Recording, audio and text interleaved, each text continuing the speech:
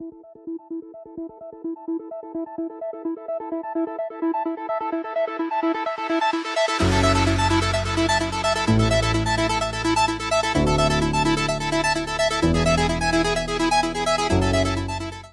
钱了啦 ！Hello， 大家好，我是 Cobell。这集是电动车系列的第一集，主要是跟大家介绍电动车和分享台湾或世界各地电动车的现况。未来也会分享小秘诀跟与电动车车主们的访谈。近期呢，也会分享另外2个系列，是关于旅游，例如外站4段票和台湾及世界各地打羽球各个场地的现况及花费等资讯，让有兴趣的观众能轻松的掌握最新消息。也请各位多多支持。回到正题，到底开电动车的花费是否真的很贵呢？是不是开电动车就是代表你很有钱？又或者是小资族也值得拥有电动车呢？我们先来看这几年台湾的车市状况。这张图可以看到2018到2024年每年新挂牌的小客车数量这几年变化不大，约落在43万到48万之间。但每年电动车新挂牌的数量占比从2018年的 0.2% 来到了 8.3%。也就是从6年前的交车数量不到1000辆，暴增到去年的38000辆，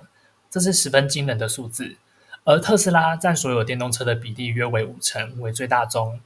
那到底为什么那么多人选择开特斯拉呢？以我个人为例，我是2021年年底购入特斯拉的 Model 3 Long Range， 车价加上贷款利息、规费等其他的费用，总共约208万。乘坐的银行为元大银行，利率为 1.56%， 贷款成数9成，利息需要先付清。如果想要入手，只需要准备32万，并且每个月还款20952元。还款金额若想要再低一些，可以选择不同的贷款成数，月还款金额大致上都会降到15000到2万元之间。近期最新的利率如图所示，如果是利息一次付清的状况， Model 3的利率跟 Model Y 的利率相差了 0.57%。 利息若不一次付清，可以提早还款的情况下，利率则相同，为 2.93%。 可以显见 Model Y 在台湾市场是比较受欢迎的。2025年上半年的销量也证明了这一点， Model Y 的销量为 Model 3的2倍。接下来是日常花费大揭秘，到底养电动车要多少钱？这3年8个月以来总费用为多少？各个细项花费为何？这些费用稍后都会用表格来呈现。要是你有数据恐惧症的话，可以直接跳到后面总结处。那我个人使用的状况呢，是经常要开长途，南北来回的次数1年超过30趟，车辆开启哨兵模式的天数约为120天，每2周会出去玩。那我们就来看一下逐年的花费吧。这些日常花费我区分为6大项，分别为保险费、充电费、高速公路通行费、保养维修费、停车费以及洗车费。由于高速公路通行费、停车费及洗车费都依据个人用车情况有所不同，所以不多做说明。车险我是保国泰的乙式电动车险，年龄、性别系数为 1.00， 没有出保记录。充电的部分我没有个人的充电桩，虽然社区有公有的充电桩，但花费跟流程都比较繁琐，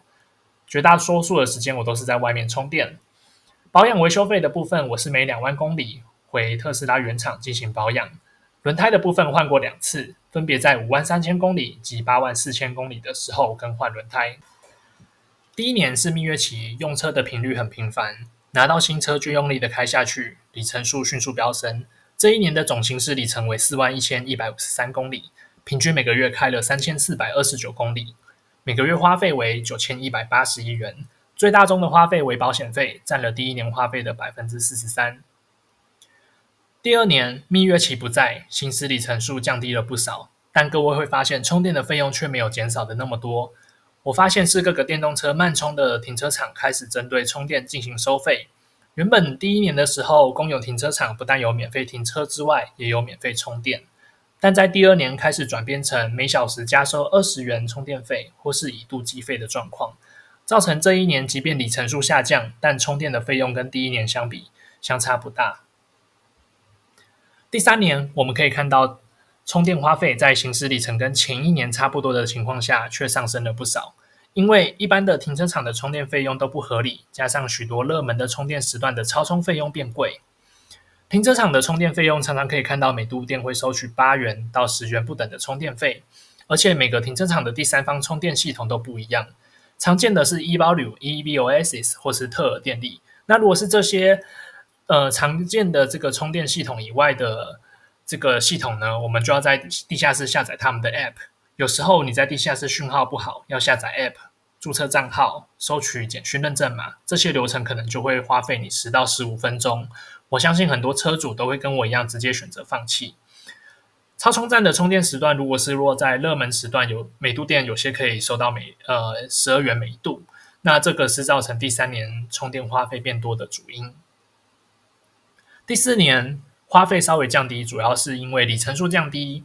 找到了适合日常慢充补电的充电站，以及第三方的充电站开始都有更优惠的充电方案。我个人也调整了充电的时段，尽量在比较冷门的时间充电。充电的费用呢，就得以持平或降低。再加上保险迈入第4年，而且我都没有任何的出险记录，车体价格及相关系数降得更低，保险费用跟第1年相比降低了 35%。关于保养维修的部分，会建议车主在里程数每3万到5万公里之间准备轮胎更换的费用。如果不是奢华的品牌，价格通常会落在2万到2万5千元之间。另外也要注意 12V 电池是否有可能需要更换，如果有跳出警示讯息的话，建议直接致电给原厂安排 12V 电池，费用会落在5000到6000元，保固为1年。